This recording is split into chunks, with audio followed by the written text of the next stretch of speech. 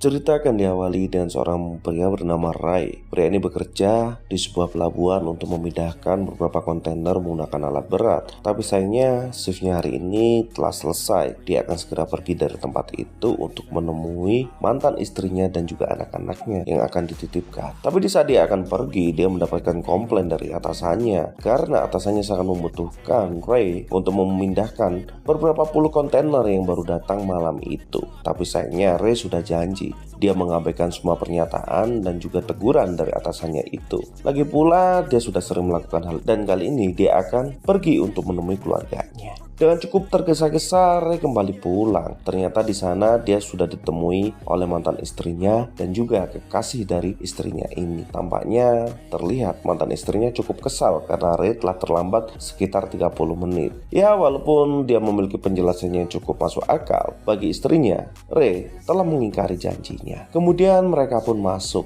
dengan kondisi rumah yang cukup berantakan dengan blok mesin yang berada di atas meja. Di sini mantan istrinya mulai mengecek kebutuhan yang ada di rumah itu. Beberapa makanan telah habis. Ray ditegur sebaiknya dia melakukan pembelian agar anaknya bisa tercukupi di tempat itu. Setelah sedikit perdebatan kecil itu, istrinya dan juga kekasihnya pergi dari tempat itu, meninggalkan Ray dan juga Robbie dan juga Rachel di tempat itu. Kemudian muncullah beberapa pemberitaan di televisi mengenai sebuah badai petir yang akan muncul di tempat itu. Robbie yang mengamati dia tampak bosan dengan kondisi rumah ayahnya ini. Lalu Ray mengajak Robbie dan juga Russell untuk pergi ke teras rumah mereka untuk bermain bisbol. Tapi terlihat di sini Robbie tidak terlalu suka dengan ayahnya ini. Mungkin karena ayahnya dianggap membuat keluarganya jadi berantakan. Karena sebal dengan pernyataan dari Robbie, Ray memutuskan untuk tidur sebentar. Di saat dia bangun, dia hanya melihat Russell di ruang tamu sambil memakan makanan sehat. Di sini Ray berusaha untuk memanggil Robbie, tapi sayangnya Robbie tidak menyaut panggilan itu dan ternyata menurut penuturan Russell, Robbie membawa mobil ayahnya untuk berkeliling sebentar. Ray sangat terkejut dengan apa yang dilakukan oleh anak laki-lakinya. Lalu dia pergi keluar untuk melihat. Tapi saat dia berada di luar, dia sangat dikejutkan oleh banyak orang yang mulai memfoto tempat itu dan melihat sebuah awan yang berbentuk sangat aneh. Tapi di sini Ray tidak ingin ambil pusing. Dia tetap ingin mencari keberadaan di mana putranya itu. Tapi di sini Ray menyadari kalau badai ini benar-benar tidak beres. Jadi dia menuju belakang rumahnya untuk melihat kondisi badai itu dengan lebih jelas bersama dengan para tetangga Ray.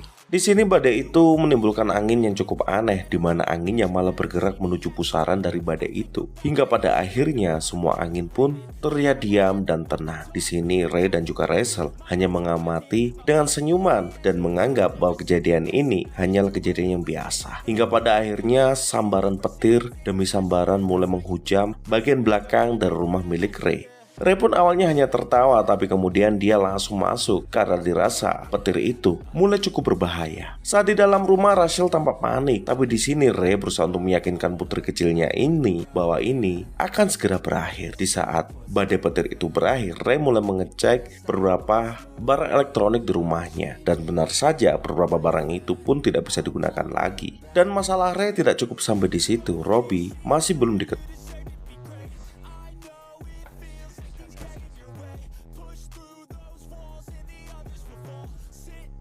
Ray masih mencari keberadaan putranya, jadi dia memutuskan untuk pergi keluar untuk melihat kondisinya. Tapi sayangnya di luar juga sama peliknya seperti yang ada di dalam rumah. Mobil-mobil tidak bisa bergerak, bahkan beberapa darinya mogok begitu saja. Kemudian Ray tidak sengaja bertemu Robbie yang mobilnya juga mogok akibat hal itu. Ray begitu marah kepada putranya ini, tapi dia langsung meminta kepada Robbie untuk masuk ke dalam rumah karena dia akan mengambil mobil itu.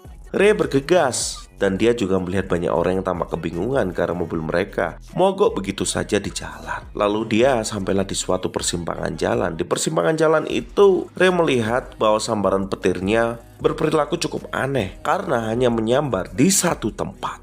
Orang-orang mulai melihat lubang sambaran petir itu. Di sini Ray melihat dan dia mulai berjongkok dan mengambil serpihannya. Dan dia menyadari bahwa serpihan itu sama sekali tidak panas. Malahan dia begitu dingin. Kemudian mereka semua merasakan sebuah getaran yang cukup aneh dari dalam tanah. Awalnya mereka semua mengira kalau dalam tanah terdapat jaringan rel kereta api bawah tanah, tapi sayangnya di sana tidak ada apapun. Kemudian guncangan menjadi semakin besar dan retakan itu pun menjadi semakin lebar. Tapi orang-orang masih belum menyadari akan keberadaan sesuatu yang jauh lebih berbahaya, hingga pada akhirnya retakan itu menjadi semakin besar dan lubang itu semakin menganga. Ray yang melihat begitu pula dengan orang-orang hanya bisa terdiam melihat hal itu. Tapi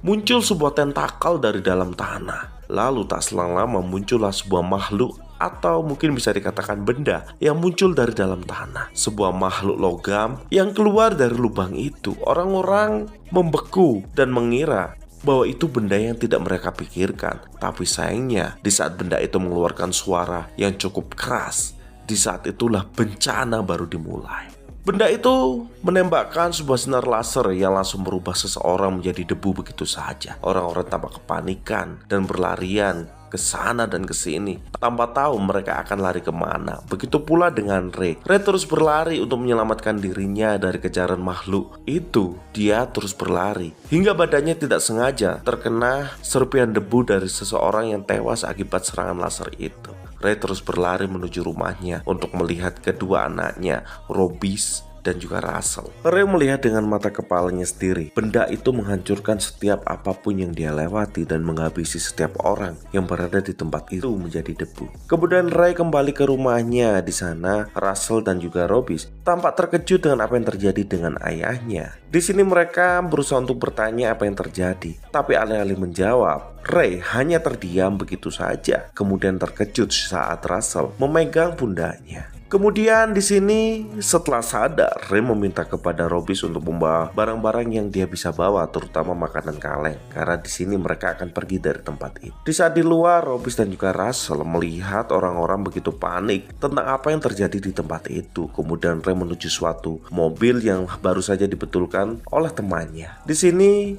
Ray terpaksa mencuri mobil itu yang membuat si pemilik menjadi kesal. Tapi kemudian tiba-tiba serangan itu pun muncul kembali. Dalam waktu beberapa detik saja tempat itu seakan-akan menjadi medan perang. Ray berusaha keluar dari tempat itu apapun yang terjadi. Jadi dia berusaha untuk menyelamatkan kedua anaknya ini. Di sini Russell terlihat tampak panik. Dia hanya berteriak dan meminta agar dipertemukan dengan ibunya. Di sini Ray menyadari, jadi dia bergegas berkendara secepat mungkin untuk menemui ibu dari Russell atau mantan istrinya. Setelah lama berkendara, akhirnya mereka sampai di suatu rumah yang cukup mewah. Tampaknya tempat itu masih belum diserang oleh makhluk-makhluk asing itu. Di sini mereka akan berlindung sebentar dan mencari makanan yang akan bisa mereka.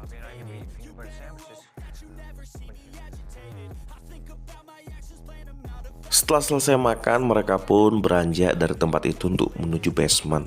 Karena Ray menganggap tempat itu mungkin adalah tempat yang paling aman. Di malam itu mereka pun beristirahat, walaupun mereka tidak bisa melupakan kejadian di pagi hari ini. Kemudian suasana semakin hening dan sunyi. Kemudian suara lembut angin mulai terdengar di tempat itu. Tapi kemudian tiba-tiba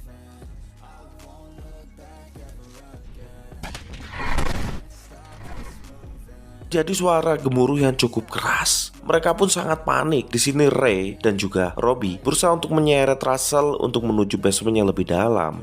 Di sana mereka hanya bisa mendengarkan suara-suara itu dan kemudian api pun mulai menjalar. Di sini Ray berusaha untuk menutup pintu itu.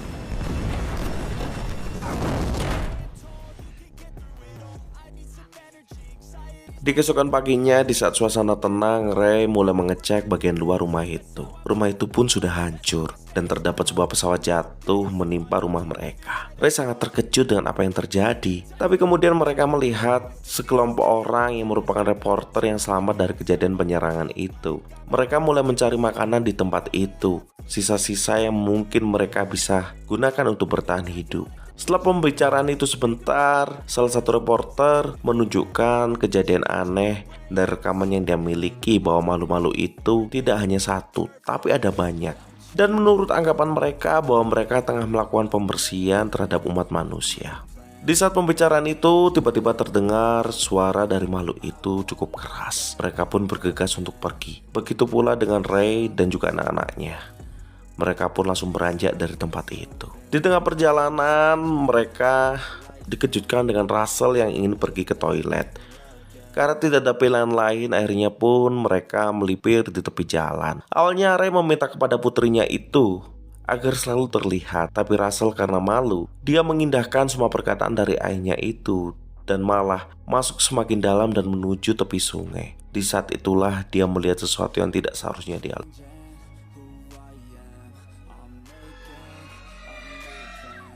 Mayat dari orang-orang mengambang di sungai itu. Russell hanya terdiam dan dia ingin berteriak. Kemudian Ray langsung memegang putrinya itu lalu dia bawa pergi. Di saat mereka pergi, mereka tidak sengaja bertemu dengan Garda Nasional yang akan melawan makhluk-makhluk itu. Robis yang memiliki rasa patriotis yang sangat besar berusaha untuk mencegat Garda Nasional itu untuk meminta dirinya dibawa untuk melawan makhluk itu. Ray mencegah hal itu terjadi. Terjadi perdebatan antara anak dan ayah itu hingga pada akhirnya Russell meminta pada Robis untuk bersikap lebih dewasa dan lebih tenang terhadap semua kejadian itu. Lalu mereka pun pergi. Setelah sekian lama berjalan, akhirnya mereka sampai di suatu tempat di mana orang-orang tengah berkerumun di tempat itu. Tapi kemudian kekacauan pun terjadi karena memang hanya mobil Ray yang dapat digunakan, yang membuat semua orang ingin dibawa menggunakan mobil itu dan menjauh dari tempat terkutuk ini. Di sini Ray berusaha mati-matian untuk mempertahankan mobil itu, bahkan dia menggunakan senapan untuk menggertak semua orang. Tapi pada akhirnya dia pun kalah jumlah dan dia harus menyerahkan mobil itu. Tapi sayangnya itu tidak berlangsung lama dan pada akhirnya orang yang merampas mobil itu pun harus dihabisi oleh orang lain dan terjadi kerusuhan. Di saat mereka akan menuju ke tempat penyeberangan feri itu, mereka tidak sengaja bertemu dengan sebuah kereta yang terbakar akibat serangan dari makhluk sialan ini. Setelah kereta itu lewat, mereka pun secara perlahan dan rapi menuju kapal feri itu. Tapi kemudian Russell menyadari sesuatu yang tidak beres. Pohon-pohon mulai tumbang dan makhluk itu muncul tepat di hadapan semua orang dan mengeluarkan suara yang cukup keras. Kemudian semua orang langsung panik dan bergegas untuk masuk ke dalam feri. Tapi sayang kapal itu tidak sanggup untuk menampung semua orang, jadi dia terpaksa untuk meninggalkan orang-orang itu di tepi dermaga. Kapal feri itu semakin menjauh dari tepi dermaga. Dan lebih mengejutkan lagi, ternyata makhluk itu tidak hanya bisa menyerang di darat, bahkan dia bisa menyelam di dalam air, yang membuat kapal feri itu pun harus tenggelam akibat serangan dari makhluk itu.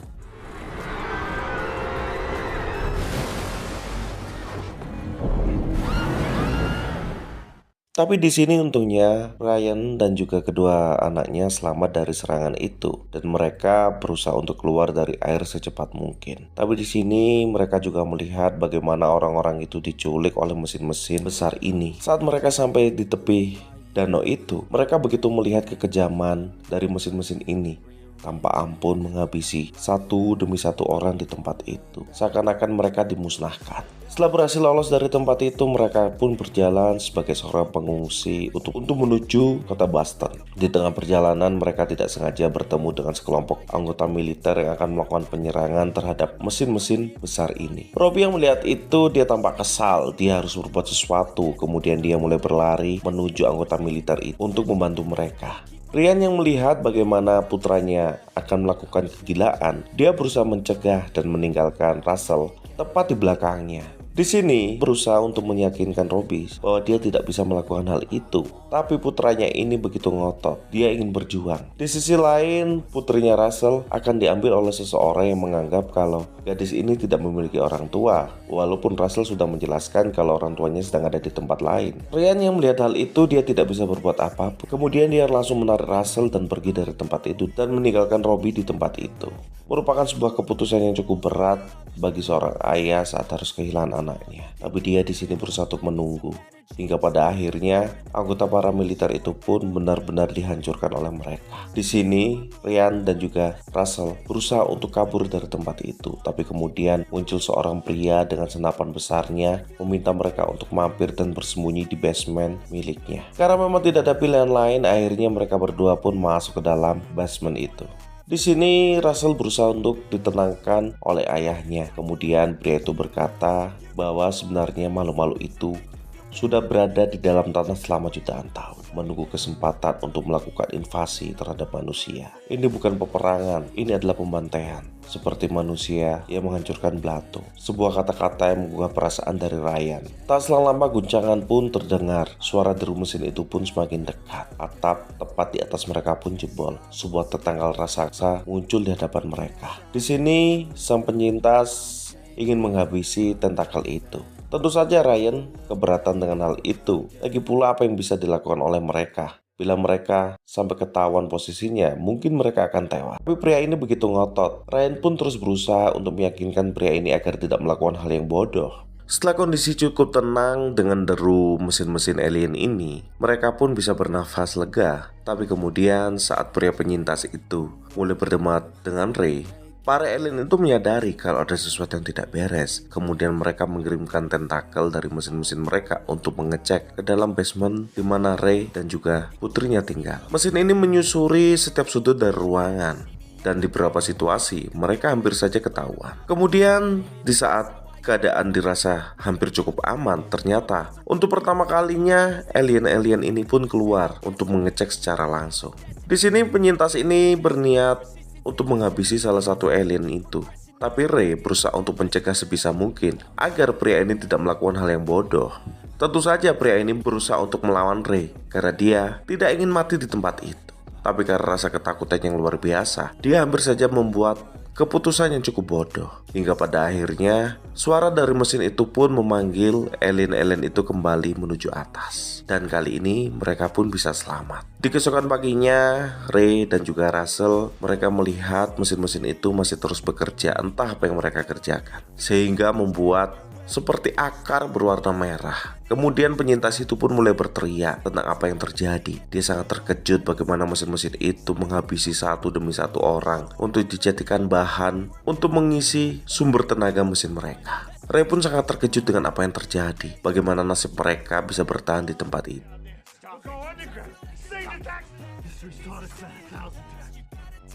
Setelah melihat kejadian yang mengerikan itu, penyintas dia tampak trauma. Dia terus berteriak dan menggali tanah. Di sini Ray berusaha untuk meyakinkan pria ini agar menutup mulutnya, agar mereka tidak mengetahui posisi mereka yang sebenarnya. Tapi pria ini terus berteriak hingga pada akhirnya Ray tidak memiliki banyak pilihan. Dia langsung menutup mata Russell dengan kain dan menyuruh dia untuk bernyanyi. Kemudian Ray membawa skop itu, kemudian pria itu pun langsung dihabisi. Karena memang tidak ada pilihan lain, dia harus menghabisi pria itu daripada harus mengorbankan putri tercintanya. Setelah itu mereka pun tertidur. Kemudian di singkat cerita, Russell terbangun dari tidur. Dia sangat dikejutkan dengan tentakel yang muncul tepat di hadapannya. Russell berteriak dengan sangat keras kemudian berlari, sedangkan Ray berusaha untuk menghancurkan tentakel itu. Kemudian Ray langsung mengejar kemana Russell pergi. Saat dia sampai di luar, dia sangat dikejutkan dengan kondisi tempat itu. Berwarna merah, bak seperti neraka. Kemudian robot itu mengetahui di mana posisi Ray dan berusaha untuk mengejarnya. Kemudian Russell muncul sambil berteriak. Russell pun akhirnya ditangkap. Di sini Ray berusaha keras untuk menyelamatkan putrinya. Kemudian dia merelakan dirinya untuk ditangkap oleh monster alien ini. Ternyata di robot itu tidak hanya ada dirinya saja. Ada beberapa orang yang selamat yang sedang dikurung untuk menunggu gantian sebelum mereka akan dihabisi. Ray berusaha untuk menyelamatkan Russell sebisa mungkin. Kemudian dia menemukan granat yang berada di tempat itu. Kemudian Ray merelakan dirinya untuk ditangkap lagi. Saat dia berhasil masuk ke dalam mesin itu, dia mengambil pin dari granat itu. Kemudian dia ditarik oleh orang-orang yang bertahan di tempat itu. Kemudian mesin itu pun meledak akibat granat yang pinnya telah diambil.